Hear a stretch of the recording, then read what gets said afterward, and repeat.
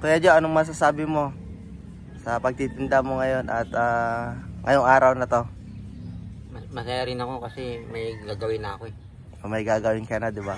At paano may ginagawa na ako. Ay sabihin nila wala akong ginagawa eh. Oo. Parang tamad, di man ako tamad eh. Wala naman akong nagagawa. Sige. Paano ako magiging tamad ay wala naman akong nagagawa. Dati nga sipag ko nga, araw-araw ko namamasura eh. Siyempre, bata pa ako yun. Siyempre, nagbabago ang panahon. Yung tao. Akala ko nga, abang boy na akong ganun. Pala, hindi rin na tagal na ako yun. Mga ilang taon na ako namamasura. Kasa na ako basta ano lang, tawag na ito sipagan mo. So, paano Kuya Jo? Magbabay ka na muna. Babay na. Babay na. So yun mga boss, at antay lang natin si Buddy dito. Habang naantay natin is magpapandar na ako, mag-i-start na ako magpapandar ng sakyan. Yo, good morning mga boss. So, sakto. Papandar ako ng sakyan. Nandito si Kuya Jonathan. So, ayun, abangan nyo mga boss kasi may gagawin tayo kay Jonathan. At sana, hopefully, maging maayos yung pagtitinda niya. At yung kabuuan ng video mga boss, panoorin nyo kay Buddy kasi may usapan kami kahapon, ako, si Kuya Jonathan at saka si Buddy na hanggat maaari Kuya Jon, mag-i-start siyang magtinda-tinda ng banana, turon. Dapat kaninang umaga eh. Ang aga namin nagising Kuya Jo, alas 8 nga kami nagising eh. Nagpalipos siya naman sa higaan kasi lagi nakaigaan na si Richard nangawit. Kasi alas 9, lampas na alas 9, yan, malis na ako, kiting na siya. Ano na. Pwede pa naman yan. Hanggang hapon yan, pwede naman yan. Sige. So, mag-i-start ka mamayang hapon na lang, hindi na... Hindi ngayon. Dati mo si Buddy, papagupit daw ako eh. Papagupitan ka para maging mayos na. Hindi na ako pag nagipitan ako. Yan na yung mga damit mong bago. Meron pa nga ron. Sino nagbigay niyan? Si Jenny nga. Si Ate Jenny? Oo. Talagang bago yung binigay niya. Oo, baliktaran ko eh. Baliktaran. Pero panatilihin mong ganyan Kuya Jo, maliligo ka. Pag nagtitinda ka na, syempre kailangan dun maayos. Lalo niyan, magpapagupitan ka ni Buddy, Magbubukas muna tayo ng gate. Dahil, teka lang Kuya Jo, bubukas muna tayo ng gate, hawakan mo Kuya Jo. Bubukas muna tayo ng gate Kuya Jo, Hopefully yung mga tropa natin dyan pwedeng bibili ng pagkain paghapon. Alam ko nga. Pupuntahan kayo ni Kuya Jo. Dito mo yung hapon. Kuya Renji, kumanda ka. Ialo ko rin sa kanya yan. Ialo ko rin sa kanya. Puntahan mo si Kuya Renji. Si Ate Renji. At saka ka kinakuya, puntahan mo doon. Pumuntahan ko talaga yun. Lahat nga sa amin.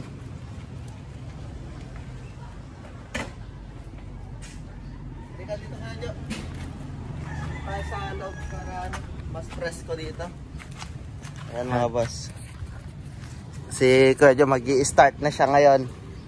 Basta yung usapan mo Kuya Jo, yung napag-usapan kahapon is kailangan to pa rin mo yun. I-start na nga ako ngayon. Hanggang dito ka hanggang matapos ang taon. Hanggang matapos ng taon na to. Oo. Hanggang hanggang ngayong taon lang. Wala akong trabaho eh. Ang gagawin ko, hingi ako, tapos napapagod din ako.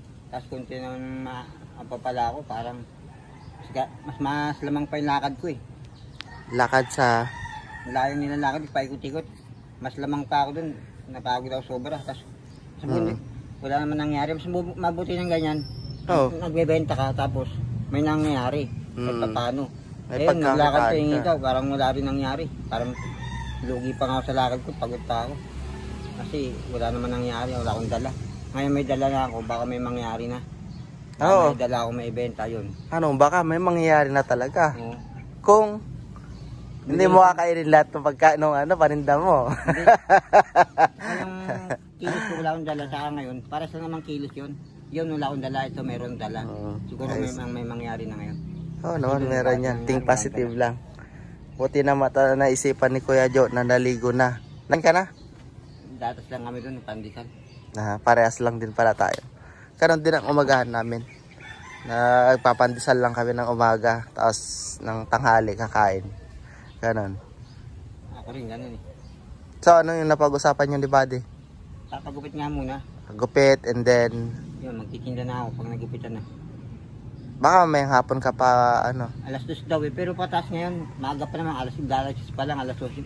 Pwede na nga pag nagupitan para maaga maubos. Kasi pag mamayang hapon, pwede naman ngayon para mahaba oras. So masaya. Ayun mga boss, masaya lang kami dahil siya kasi is nag-open up kay Buddy kahapon na kung pwedeng magtinda ng balot. Ngayon, ang balot kasi mga boss is unang-una sa lahat, ang hirap lutuin. Marami pang kakaining oras. At naisipan ni Buddy na ano na lang, banana Q. At least dito kasi mga boss, pagdating sa pagkain is mabili talaga. Lalo na ang banana Q. Lalo na dun sa kapitbahay namin kasi may nagluluto rin dun eh. May nagkakariton din, ganyan. So although nakikita ko at nakikita rin ni Buddy na talagang sadyang mabili ang pagkain dito. Ayun. Ano lang yun eh. Panggabi lang yun. Oo, panggabi at saka tawag nito. Mas maganda yung talaga yung turon. Kata ng oras pwedeng kainin yun. Tsaka talaga mabenta dito. Laging ubos yung paninda ng kapitbahay namin dyan. Hindi pa hindi pa lalako-lako dun sa parang nasa iskinita lang siya. Nakababad lang din yan. Oo, pag magluluto siya doon, tapos lalagay niya doon yung ilalapag niya lang sa mesa niya na maliit. Ganyan. Pero ako, sanay naman ako sa paikot-ikot. Ikot-ikot pa lang yan. Tapos siguro pag gupitan ka kasi mahaba na yung buhok niya mga boss. Mahaba na nga. Haba na ng likod. So, good luck kayo, Jo. Sipagan mo lalo Yan lang naman yung tanging hiling namin sa'yo, yung mabago yung sarili mo ba, yung magiging pananaw ng ibang tao sa'yo na ay si Kuya Jo gumagalaw na, nagkakaroon na siya ng pagkakataon para bumangon ulit. Yan. At syempre sa pang-araw-araw nyo nakakatulong yun sa inyo. Kahit hindi man kami gaanong nagbibigay, at least meron ka nang kikitain. Pagpatuloy mo lang yung sisimulan mo, hindi lang sa ngayong taon na to, kundi sana maging tuloy-tuloy na yung masisimulang pagnenegosyo, yung pagtitinda ng ng turon. So I hope so na magtagal ka. Hindi yung sa simula lang. Subukan natin kung ang nagustuhan ko, baka tumagal yan. Oo. Kasi ko pa tatry kasi yan. Oo. Pag natry ko na subukan, baka tumagal yan. Basta medyo mainit-init pa pag alas 2. Sabagay, sanay ka naman na sabi mo, di ba? Sanay ka naman sa ganyan. Sanay ako. Sanay ka naman sa lakaran, sa naglalakad-lakad na nagtitinda. Sanay ako sa lakaran? Kaso, dapat yung may kwenta kasi. Pag naglalakad ka, dapat may dala ka pagpipira mo. Kasi dati namasura ako may kwenta naman, kaya ako kumikita. Uwi ako, may pera na ako, may pagkain na ako. Pero ngayon, wala na ganun, iba lang yung style ko ngayon, nangingina lang ako. Yun nga, yung sabi nga ni Buddy kapon na instead na manghingi ka, why not na you're not doing something in yourself? Parang, bakit hindi mo gagawin na magtinda ka, gano'n. Yung parang may kita ka na, dati, at the same time may kinakain ka pa, parang gano'n. Hindi pa yung mama ko yung kaya kami nakatira doon. Maliit pa lang ako. Ganyan pala ako kaliit yun. Yung mga 13, 12. 14, 16. Lagi-lagi ako namamasura. Patas ngayon, bukas na naman. Tapos bukas na naman, lagi-lagi nga, bawat bukas nagsasako ko. Kuya ko naman, lagi din nagbubuti. Katula kami sariling bahay, nakikita rin lang kami kahit saan. Hindi pa sa mama ko, bata pa mama ko, pati ako bata pa, pati kuya ko. Hindi pa buhay ba yung malakas pa. Pero ngayon may nagbago eh. Parang yun naman pumalit. Pinagdaanan ko na yan, di mo alam. Ang kasabayan ko doon si Mar at si Marlon, kami tatlo, mamasura kami. Ngayon si Mar, mayaman na, nakadalawang babae na, maraming anak. Marunong gumawa ng motor, tapos nakabili ng sakyang kotse, tapos na nagpapasahod sa ano niya, gumagawa. Si Marlon naman, kapatid ko, tumutulong sa kuya niya, sinasawran siya. Ayan, mga inspiring yan. Ako na, pag-iwanan ako, ganun pa rin. Kasabay ko naman masura yun. Sila umasenso na. Ako, walang nangyayari, ganun pa rin. Kaya yung sarili mo, baguhin mo na. Baguhin mo na yung magiging mindset mo ngayon. Oo nga. So kahit mag-start naman tayo sa pakonti-konti, importante, yung pangarap, pero meron kayo makukuha pang araw-araw nyo ngayon. Basta meron nga. Oo, instead na manghingi ka, yun na lang yung gagawin mo na. Diba? At nga dati, kahit konti, ginagawa ko eh. Basta may makain ako eh. Pero ngayon, hindi ko na magawa kasi. Naisok na mama ko eh. Tsaka, may edad na rin ako. Oo. Bata ako. Ilang taon ka na Kuya Jo? 36 ata ngayon. 36? Oo. Weh. O 35 dati. 35 dati. Hindi nga. 36 na. 36 ka na, hindi 40 ganon. Hindi ko alam, basta ganun eh. Sabi naman ni Balong, hindi ka lang 36, mga 40 Anong ka na. ano ka ba? Anong year ka pinanganak? Hindi ko nga alam kasi yung dati, 28 kuya ko. Ako naman 27, magkasunod lang kami. Oh. Andun kami sa Garimbala natira. 35 pa lang ako. Tapos, Yun yung namatay mong kuya? oo, si Ronnie. Yes. Ikaw sabi mo 40 na ako. Parang, feeling ko parang ganung edad ko, hindi man ako 40. Oh, hindi naman, 'di ba? Sabi naman ni Balong, parang Edi bata ka pa. Bata pa nga ako. Bata pa. Wala na nga makakasagot niyan. Kasi siya naman ang nakakaalam ng edad ko eh. Oo nga. Si Mama. So yun mga boss, so hintayin natin si Buddy dito at panoorin yung buong kwento kung Liligo nga siya. anong mangyayari ulit doon at sasamahan natin si Kuya Jo, kasama natin si Buddy papunta sa barbershop kasi kailangan maging malinis na siya mga boss kasi yung dadalhin niya is pagkain, kailangan naka-proper naka-proper haircut para maging malinis tignan naman. And ang kailangan doon Kuya Jo, naliligo na. Oo. Liligo na.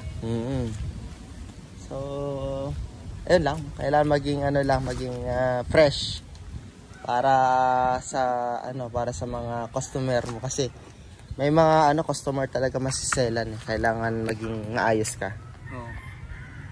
So ayun mga boss, aantayin lang natin si Buddy dito. Sobrang lamig dito kasi may mga puno ng kahoy, puno ng mangga, may puno ng mangga chesa, may nyug. Sarap ang hangin, ang presko. Parang nasa probinsya ka pa rin. May mga papaya, may mga papaya diyan.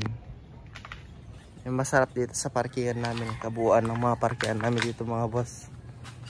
May na-parking din diyan. Dikit dyan kay Buddy. Meron din dito. Tsaka yung mga tricycle dyan. Sa Walastik.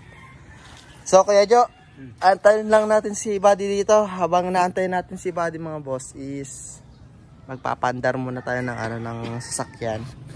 Para kahit papaano, kahit nakatambak siya dyan is mapapaano natin yung napapasirculate natin yung langis.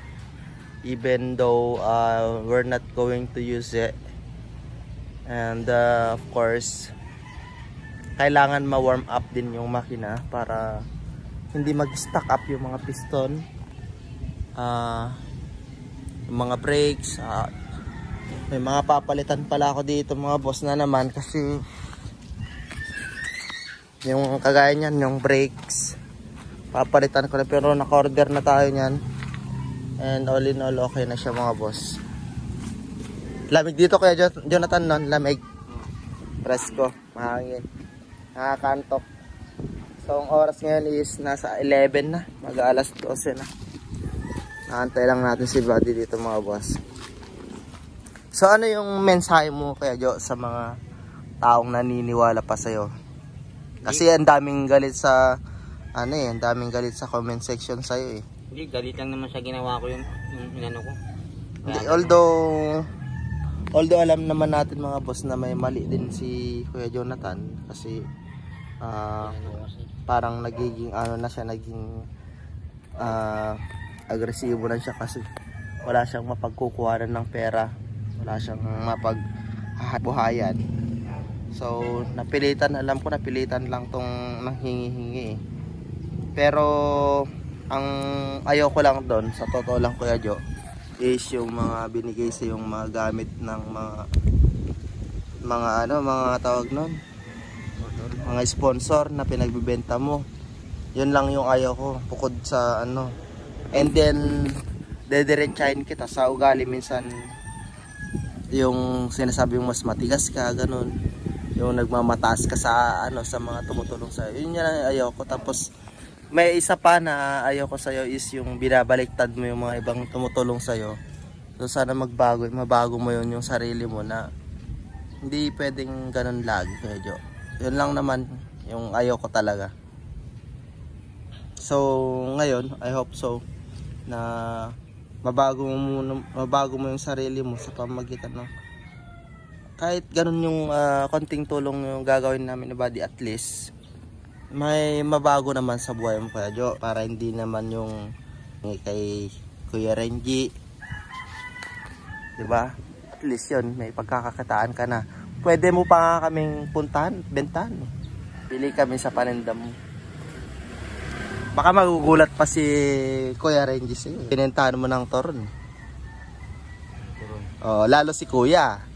Pag pupunta ka kay Kuya, diba? Marami sila. Mabibigla yon. Marami sila ron. Oh, baka sabihin pa sa'yo, "Aba, Kuya Jo ano na, mukhang mag-i-improve ka na." Oh, di.